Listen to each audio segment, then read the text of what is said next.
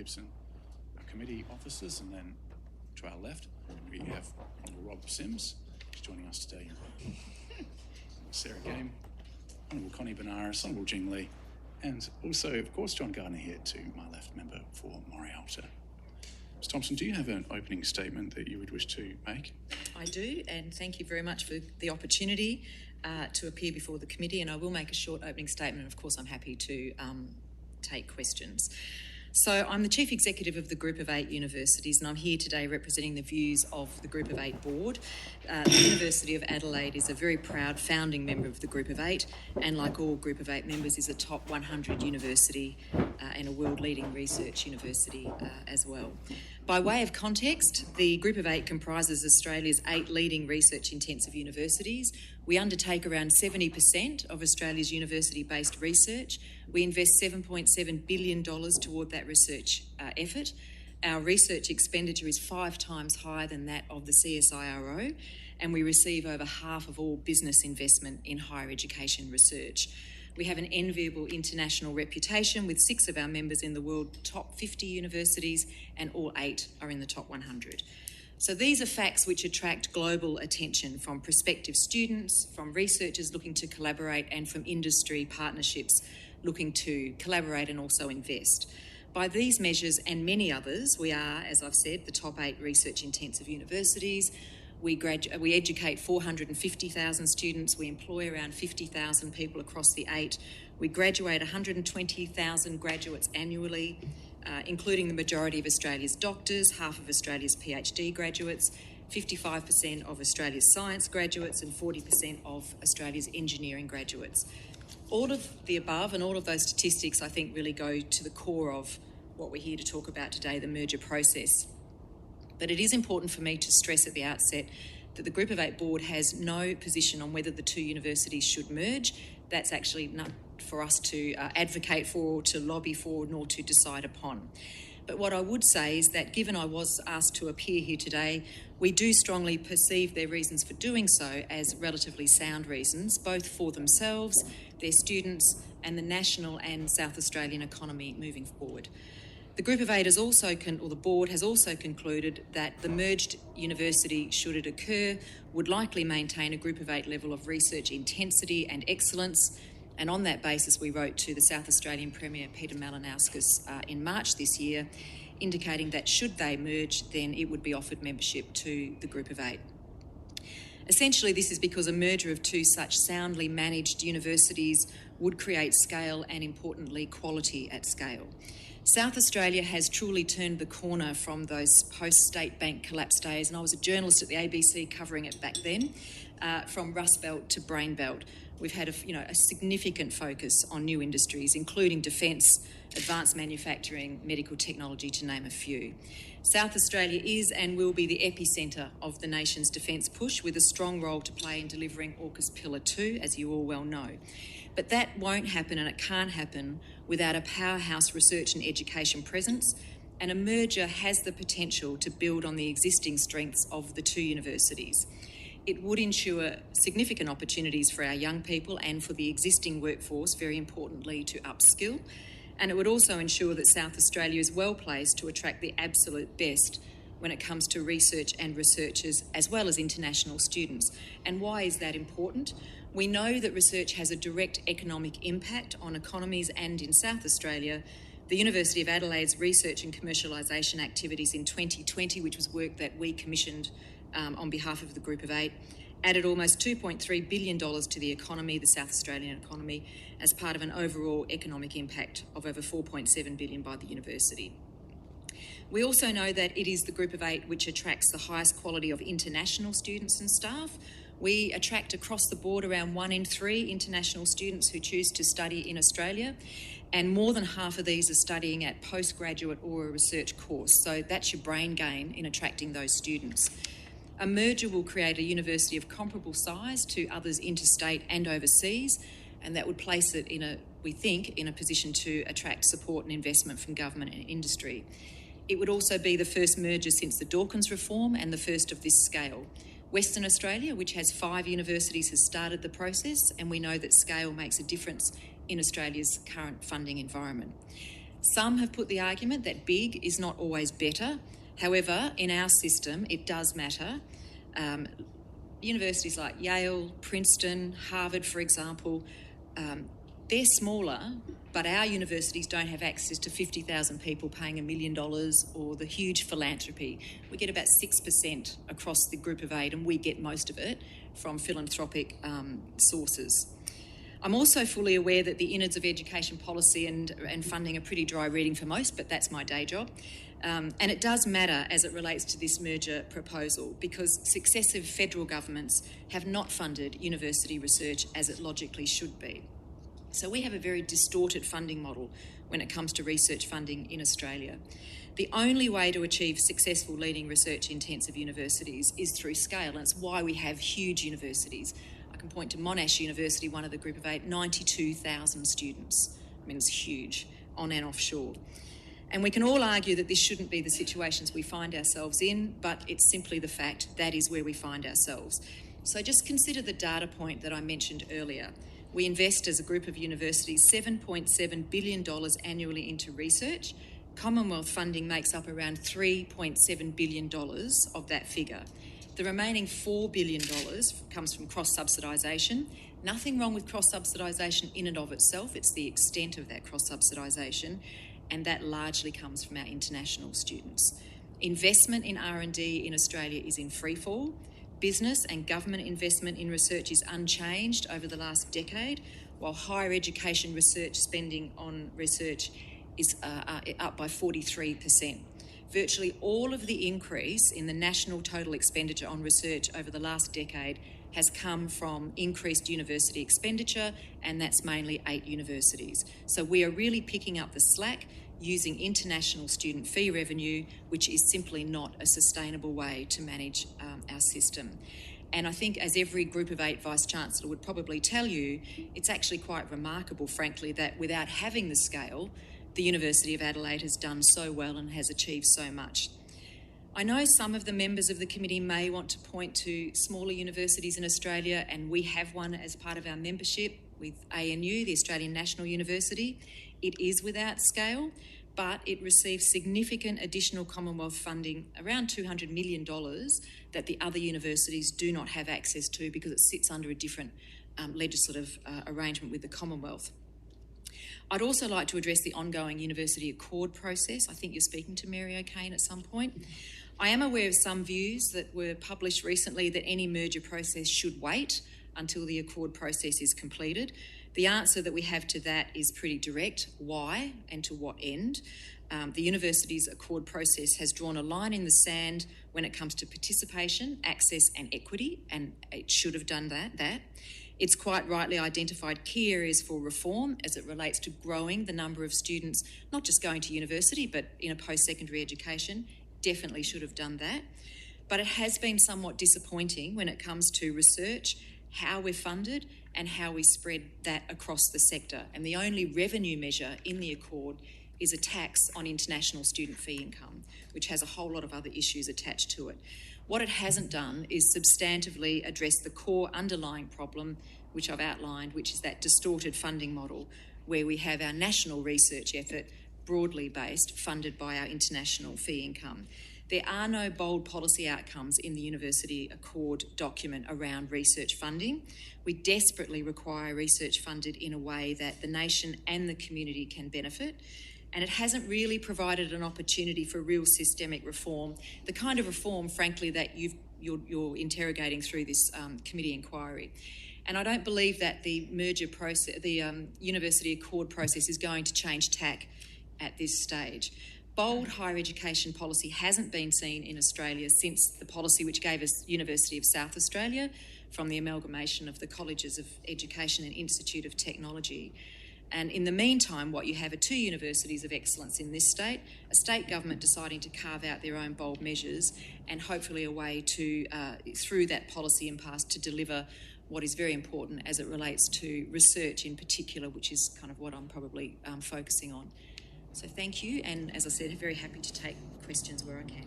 Questions from members. The Honourable Rob Sims. Thank you. Thanks very much, Ms Thomson, for coming along and speaking to us today. A few questions around the Group of Eight inviting this new university to become a member. You flagged it in your opening remarks. Indeed, I looked at a media release that was issued on the 2nd of July, where it states that the new university has been invited to become a member of the prestigious Group of Eight, GO8. So you indicated that you invited the new university back in March to do that. Was that not a bit premature, given there hadn't even been a decision made by the two universities to merge at that point? So what precisely informed your decision-making? Had you seen any feasibility study or business case from the universities? Had they made a representation to the Group of Eight to retain that membership? Yep. It was our board meeting actually in March where it was discussed, and I won't go into the sort of details of our board meeting because they're confidential, but suffice to say, obviously the Vice-Chancellor, Professor Peter Hoy, is a member of our board. Professor David Lloyd had spoken to me as Chief Executive about that, and it was clear to us that, well, actually, he just came to us and said, what would the Group of Eight think? And we had to look at our own metrics to say, well, what constitutes a Group of Eight university? And it really is your research intensity measured in many different ways. So whether it's your number of PhDs, your publications, your citations, whatever it might be. Professor Hoy did provide to us, as a board member of the Group of Eight, some fairly compelling evidence, or at least information about where he thought the university would go should the two universities merge. But I will say, again, without breaking the confidences of our board, it wasn't a lay down misere. Our board didn't go, yeah, sure, no worries. It was actually quite a lengthy discussion because we have a very strong brand and a strong reputation, both domestically and internationally. And so there were some hard questions asked about, will it actually remain and keep its research intensity? I think, as I said in our letter to the Premier, that I think it'll take some time to bed down if the merger goes ahead. And I want to be really clear on that. We're not sitting one way or another on whether it should go ahead, other than we're in a position where scale matters, unfortunately. Probably prefer it if it didn't, but it does. So we have to. So, no, he didn't present to us a full business case, and we put that caveat actually in the letter to the Premier, as we have done, that they would be invited. But if in a period of time they, for some reason, dropped their research intensity, we would have to revisit that. So what's the standard process for making an invitation to join the GO8? I mean, in this the G8, sorry. In this case, was it that Peter Hoy presented credentials around the university's research performance? Was that related just to the University of Adelaide or the University of South Australia as well? And was the name a factor too in terms of the consideration? Was it part of the discussion that the new university would need to retain the University of Adelaide brand? No, not at all. We've had nothing to do with that. Or who would be the vice-chancellor, any of those sorts of things? No, absolutely not. Sorry, what was the first part of your question? So what's the process for being invited? I mean, So we don't invite people in. Okay. And yet we now have two of our universities going through a merger process. So just by good due diligence, it's like, well, what is going to happen should Western Australia merge with, or whatever happens in WA? Obviously, I've been around the sector now for 22 years. I've worked down at Adelaide Uni SA as Executive Director of the ATN for 11. I've been here at the Group of Eight for 8 years. So I've got a pretty good sort of handle, and I live in South Australia. So I've got a pretty good understanding of the history of various merger discussions over decades. So when this one came forward, and it was quite obvious, and these are my observations, that maybe the ducks are aligning a bit better than previously, because my experience with, say, Curtin University and Murdoch University was that it fell away over the name and it fell away over who would be the Vice-Chancellor. That was nothing to do with what the Group of Eight's been considering. It was like, this is, if it's ever going to happen, it could happen. We need to actually think quite seriously about what it might mean. It is also my understanding that, and I don't want to verbal the Premier here, I haven't had a direct discussion with him or his office, but it is my understanding that it was also important to the state government that there was some signalling one way or another as to whether or not it would become a member of the Group of Eight.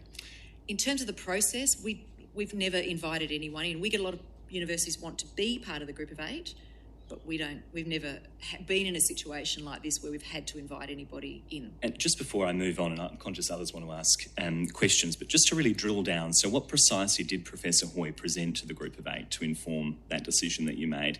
And did you receive representations from the government around clarity on what the G8 status would be?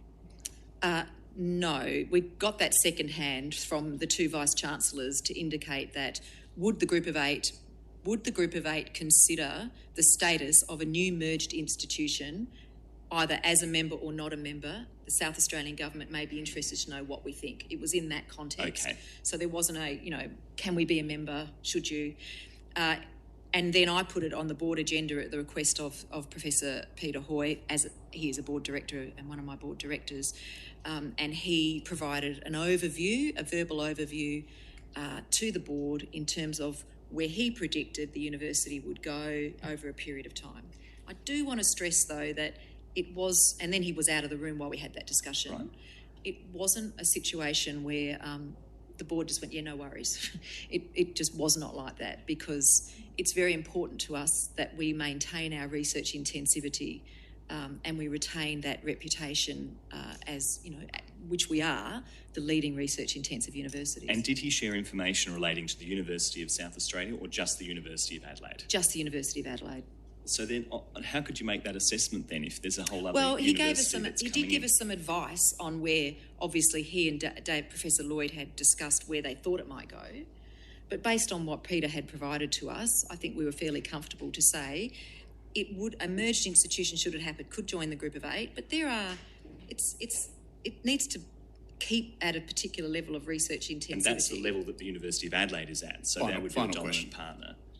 Well, I think the view was that it would add heft to its research intensivity by University of South Australia joining with the University of Adelaide. Honourable Sarah Game. Thank you so much. I'm just interested in how influential, if at all, student experience and teaching quality is in terms of being a member of the group of 8. You've spoken a lot about research, leading research and quality at scale, but we've also heard evidence that there's a risk with scale with regards to student experience and teaching quality. So I'm interested to know whether that's an influence. So this is a very vexed issue, this issue of student experience versus, I'll put teaching quality to one side, because we would argue very strongly that our teaching quality is very high. Student experience is challenging across all of our universities. And in fact, I was asked about this very recently, so we did do a bit of research to actually look at, the numbers in terms of student experience across the group of 8. And when compared statistically, there is no correlation between the overall undergraduate quality of experience, the score that they got overall, remembering that the QUILT survey looks at a whole range of indicators, and some were up and some were down, but in the overall score and university size. Where there is variability is in the fields of study, so it depends what that might be. So I haven't got the figures to hand. I'm happy to provide them to you on notice. But if you look at something like engineering, where there's big engineering faculties and there might be a particular emphasis on student cohorts, big international cohorts, the student experience might be that students may report a different level of student experience, say, than a smaller faculty. So just to be clear, there's no difference in the student experience going to the group of 8 compared to other universities overall? Is that? No, there is. But of the 39 public universities, 30 have an overall undergraduate satisfaction rate of between 70 and 80%. There's really, it's quite small. And so if in terms of the variation is where I'm getting to. And I guess the other thing to note is that the 2 lowest ranked universities in terms of student experience in Australia are actually very small. That's Charles Darwin and Southern Cross University. Not that I want to cast aspersions on that, because there's a lot of variabilities in relation to how you measure student experience. But it is a pretty important factor to be considering when you're looking at scale. So when you say the teaching quality, though, is very high, so for me, I guess high teaching quality would normally relate to high student experience. How is the teaching quality then Well, we measured? would say that we do have high student experience, which would relate to teaching quality. But if you look at the quilt score, there are several different indicators within that, and then you get the overall score.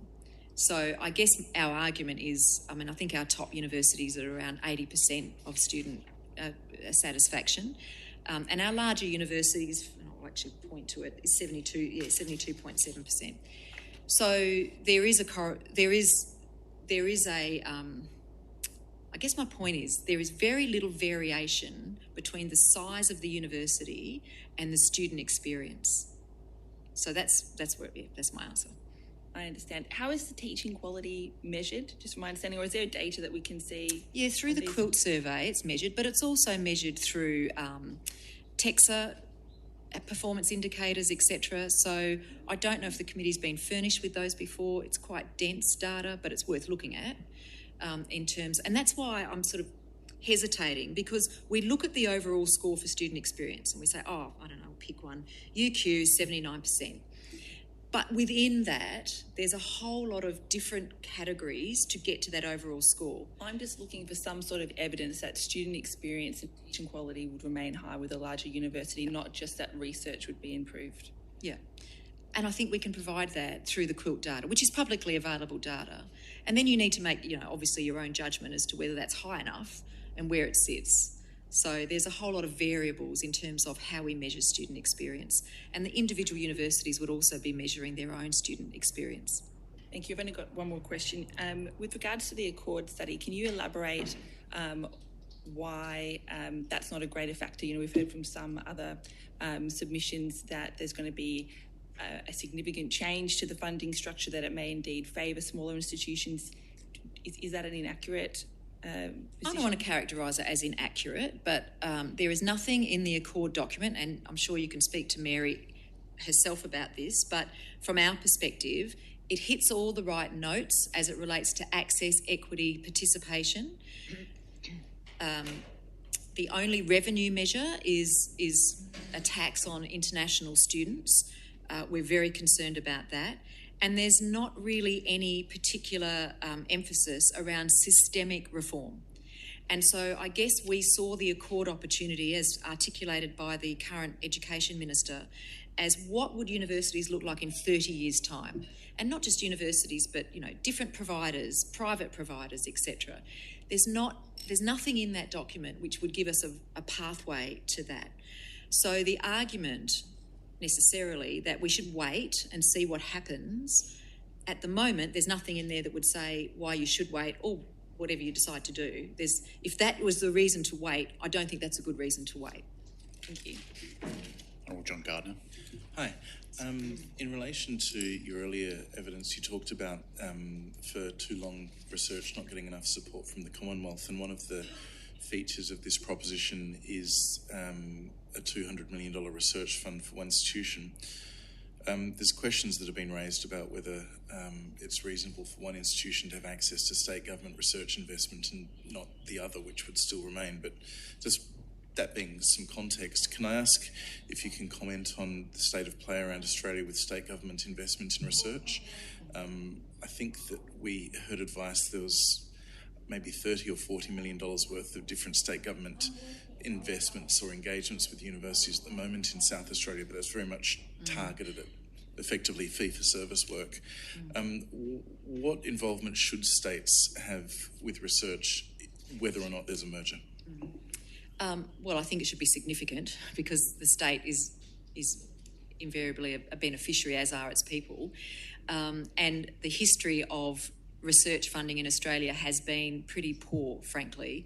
Now, part of that is this is not a go at governments. Part of that is our industrial base. 99% of our industry is small, medium enterprises. So if you look at other countries and comparable nations, a significant amount of funding is provided by industry, commissioning and doing research in collaboration with universities. We don't have that base in Australia.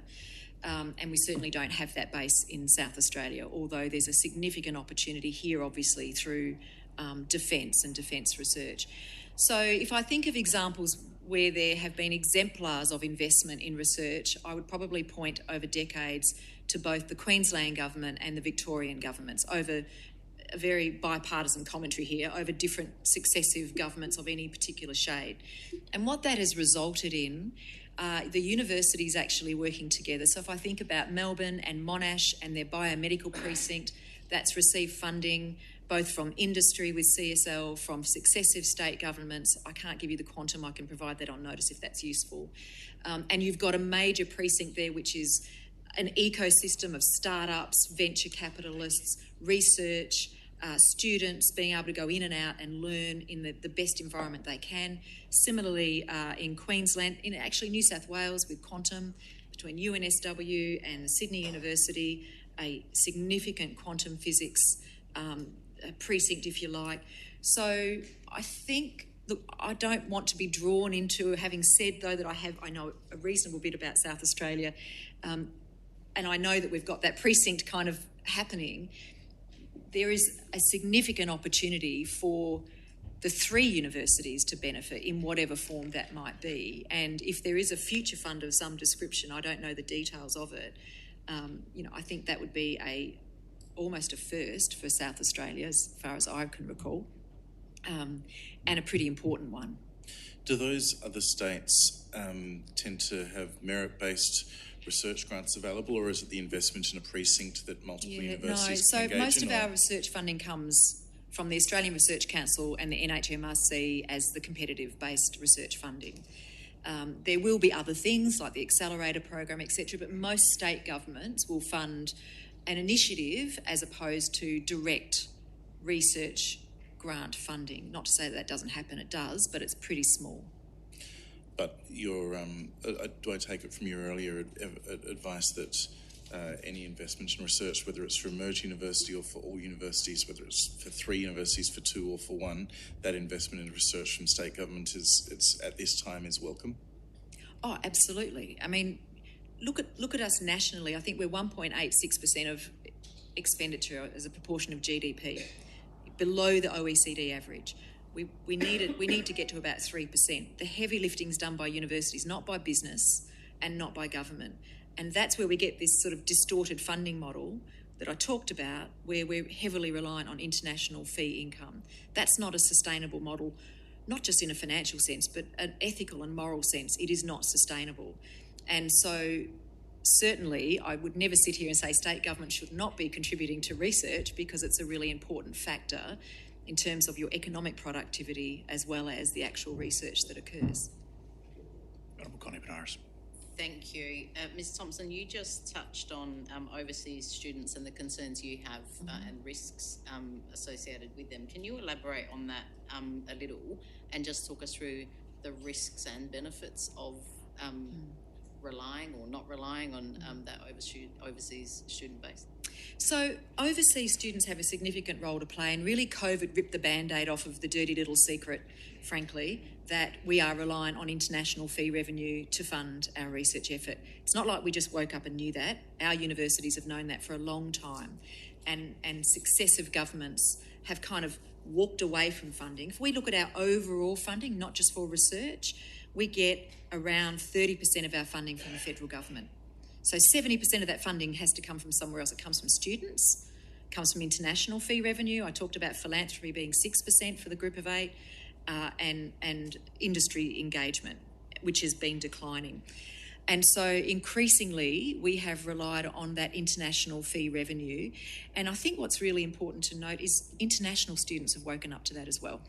And they're not happy. Why would they be happy about that if all we're seeing them as are cash cows, and they are so much more than that?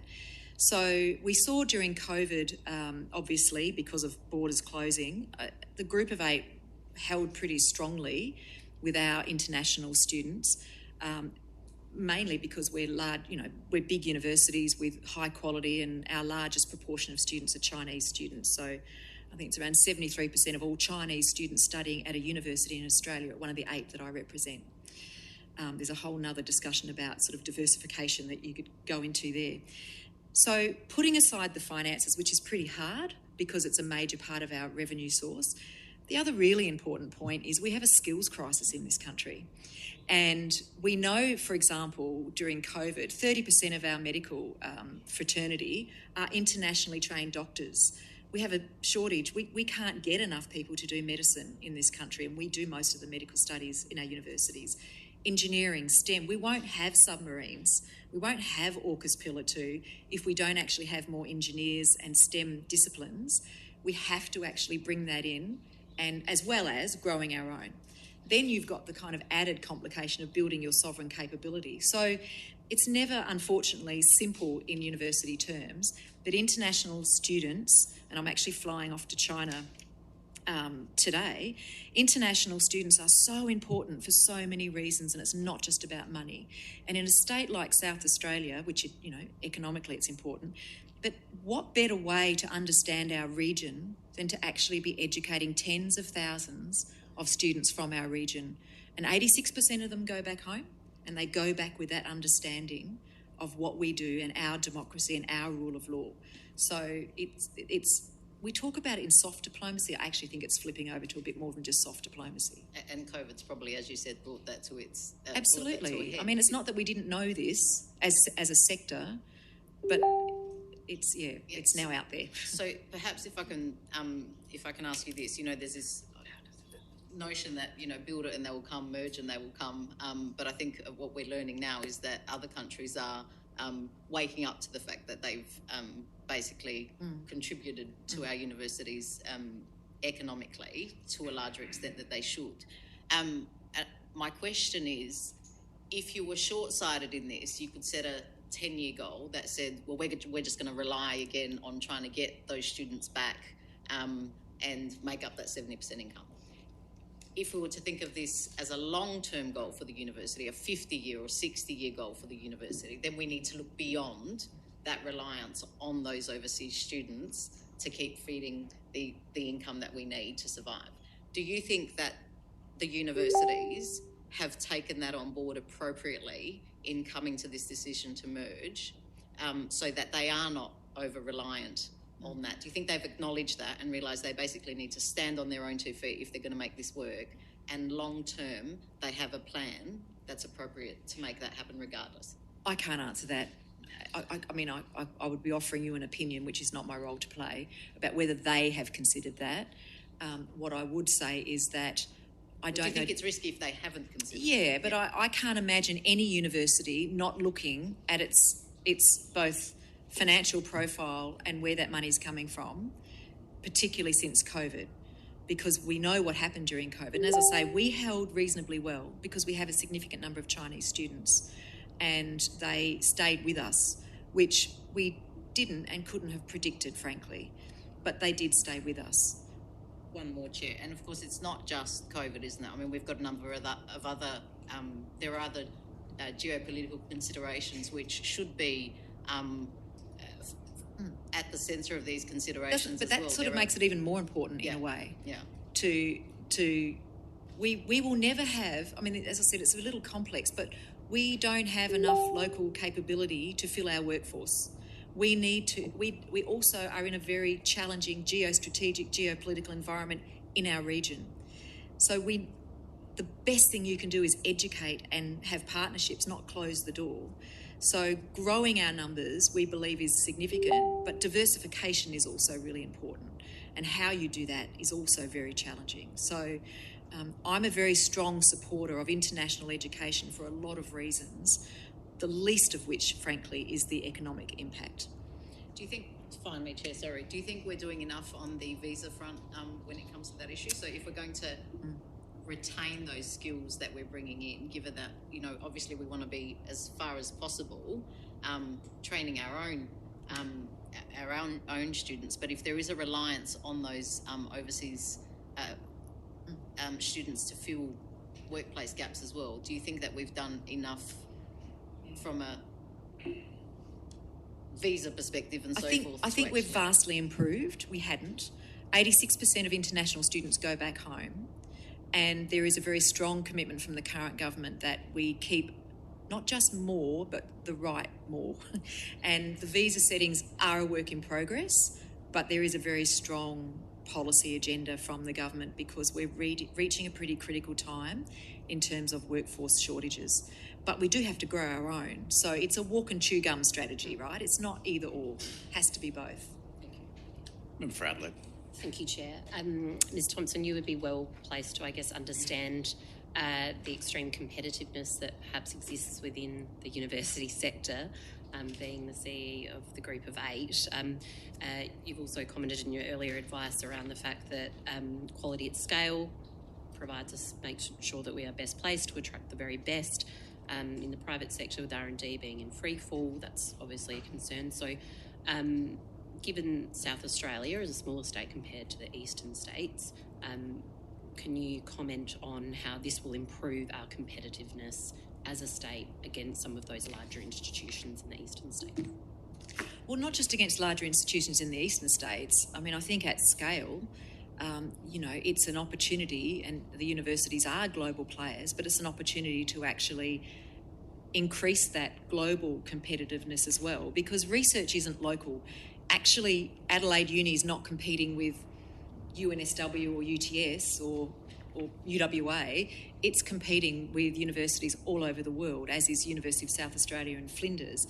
And the huge, big challenge we've got, which everyone's got, is the global war for talent. And you need good researchers to go back to the point about teaching quality. You need good researchers who are good academics, who also are, informed and can teach those sorts of courses that we need. We're not just degree factories and chalk and talk. So I'm talking here for the Group of Eight. We take a very strong view that good teaching informs good research and good research informs good teaching. So what it does, if you are at scale, at quality, because this isn't just about get bigger and hope for the best. If you're going to get bigger, you have to maintain quality, and that's not easy. And I point to, say, Monash University as our largest, which is, number one school of pharmacy in the world, because they've attracted the right people to do the research, they've attracted the right staff, they've attracted the right people to teach pharmacy. So now you've got people from around the world coming to do research and teach at Monash University's School of Pharmacy. So that's a very sort of detailed example about where the opportunities are. And where I see the opportunities, again, it's my observations as opposed to a sort of position, but as a very proud South Australian, the great opportunities are in that defence sector. And we are very strong in defence across the Group of Eight, and I have a lot to do with what's going on at UWA and ANU and UNSW. We have the opportunity in this state to be streets ahead. Whether that's through a merger or not, I make no comment. But the ability to attract investment, to attract the right students, to attract the right researchers, to encourage our young kids who might be 15 or 16 thinking, oh yeah, I might do engineering because I might get this great opportunity building submarines or whatever it might be. I think they're all the things that I would be looking at if I was looking at what a merged institution could potentially bring that may not be able to bring now. Thank you. Further questions? Thank you, Ms Thomson, for your evidence. The committee today is most appreciated. Thank you very much, and thank you for the opportunity, and good luck. Thanks very Thanks much for the for safe having me, trip. Thanks.